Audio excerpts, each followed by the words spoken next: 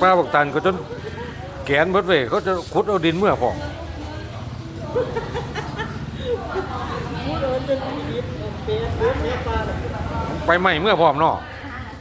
แขนเติร์ดว่าแขนกูเฮี้ยนข่อยพุ่นเว้ยโอ้ยโอ้ยคุณผลิตน่าจะรวย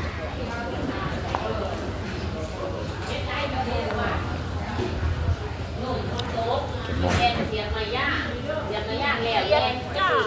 เพิ่งจะบาทครับเนี่ย 50จ้ะ 50 บาท อันนี้กบก็มีพี่ของละ100ครึ่งกิโล กบโอ้ยกินบ่กินเลย มือนี้มันยุบแล้วกินก็ไม่ได้ โอ้ยเฮ็ดปวกก็มีเฮ็ด นี่ดิ ปวกก็มี ก็จะบริเวณมาขายหมู่บ้าน ข้าววานตัวเดียว